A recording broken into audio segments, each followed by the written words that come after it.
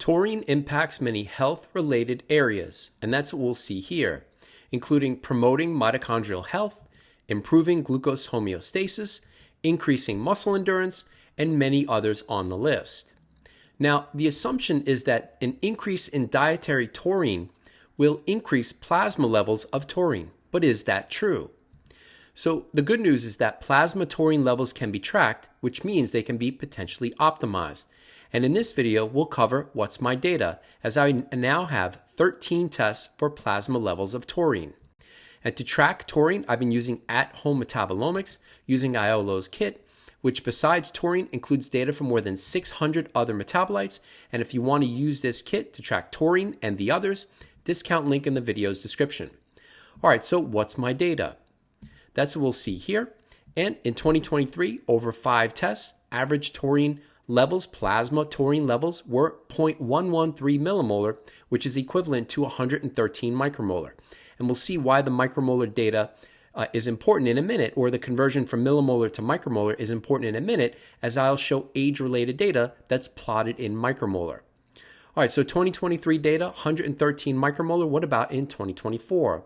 Well, through the first 8 tests, average taurine levels were 127 micromolar, just a bit higher. Which then raises the question, what's optimal for plasma levels of taurine? In other words, how does this range, 113 micromolar in 2023 and 127 average in 2024, how does that compare with age expected data? And that's what we'll see here, with serum levels of taurine plotted against age. And note that this isn't a study of thousands of people, so if anyone's come across a study that investigated plasma levels of taurine and how they change during aging, please post it in the comments and I'd be happy to give you a shout out in a future video.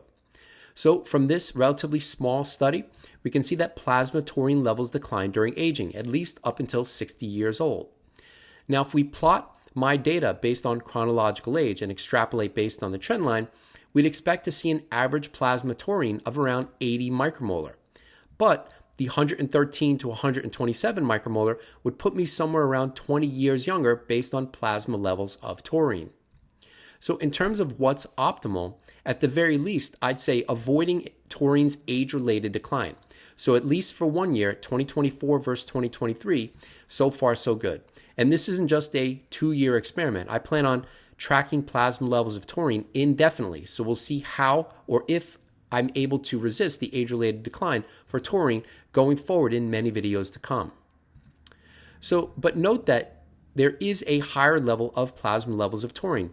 Even younger, so for those that are younger than 20 years, we can see that plasma taurine levels can go as high as an average of around 200 micromolar.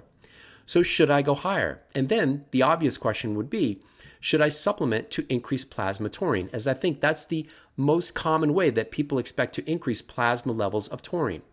Now, for me, supplementation is a secondary approach. I prefer to optimize diet first. So with that in mind, which dietary factors are significantly correlated with plasma levels of taurine?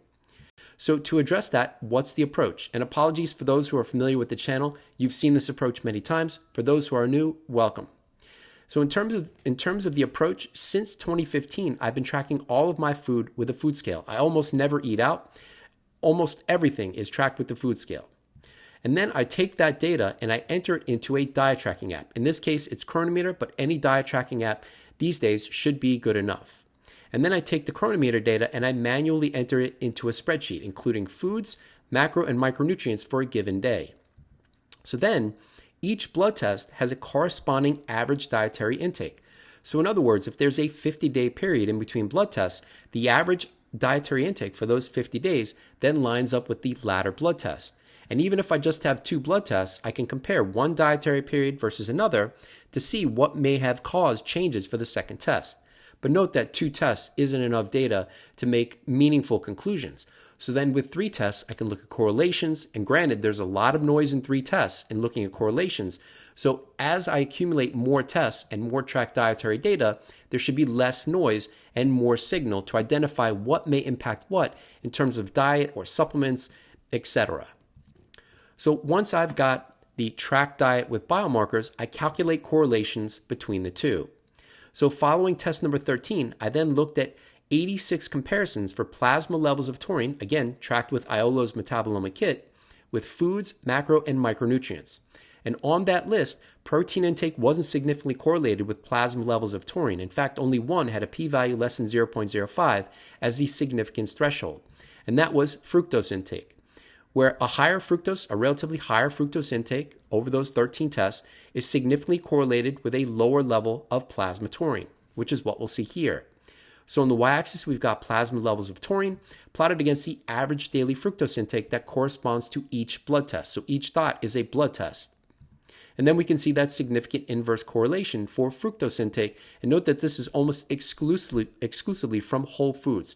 I do include cheat days, but only for a couple of days after each blood test. The majority of most of the year is no cheat days. So probably around 350 days, no cheat days out of the 365. So almost all of the fructose that I get is coming from whole foods, fruits, vegetables, etc. So nonetheless, we can see that there's a significant inverse correlation between fructose with plasma taurine. In other words, when my average daily fructose intake is relatively high, plasma taurine is lower, or at least the correlation is for lower taurine. I can't imply causation. And conversely, there's one data point that may be driving this correlation where fructose intake was 48 grams that corresponded to that test. Now, that could be interpreted as an outlier, but it also could be preliminary data for a real correlation.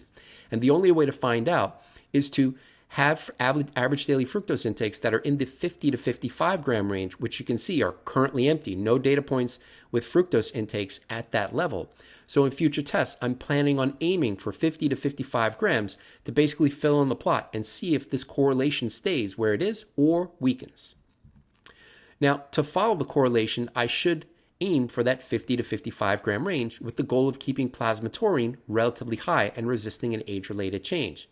But following test number 13, and for the 52-day period that preceded test number 14, it wasn't exactly 50 days, it was 52 days, average daily fructose intake for the December 17th test was 61.5 grams of fructose per day. Now, based on extrapolation of what we see here on the curve, that I would expect to see a taurine level, a plasma taurine level of 100 micromolar. So is that true? Test number 14 results just came in, and they're currently on Patreon, and diet correlations are also on Patreon. So if you want to see if this correlation is still negative 0.57, or did it get worse? Did it get stronger? Or are other things now more strongly correlated or significantly correlated with plasma levels of taurine? All of that data is on the correlations tier on Patreon. So if you're interested in that, check it out. We've also got a new Patreon tier that's what's optimal for biomarkers. This is a 95-minute video, ad-free, that will be exclusive to Patreon, covering all of the 27 biomarkers that are shown here. This video includes 40 published papers, references for 40 published papers, in terms of how each of these biomarkers changes during aging and what's associated with lowest risk for all-cause mortality. So if you've ever gotten a blood test from your doctor and you see the reference range and you want to know what may be optimal for health and potentially longevity, I'd encourage you to check out this video on Patreon. And before you go, we've got a whole bunch of discount and affiliate links that you can use to test yourself while also helping to support the channel, including ultalabtest.com, which is where I get the majority of my blood tests, the clearly filtered water filter. And note that all of these affiliate links I'm currently using or have used recently in the past. At-home metabolomics, which I mentioned in the video, oral microbiome composition, NAD testing with Ginfinity, epigenetic testing, at-home blood testing with SciFox Health, which includes ApoB, but also the DNA methylation test GrimAge, green tea, diet tracking with Chronometer, or if you'd like to support the channel, you can do that with the website Buy Me a Coffee.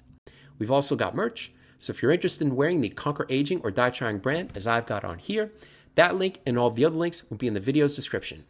Thanks for watching. Hope that you enjoyed the video. Have a great day.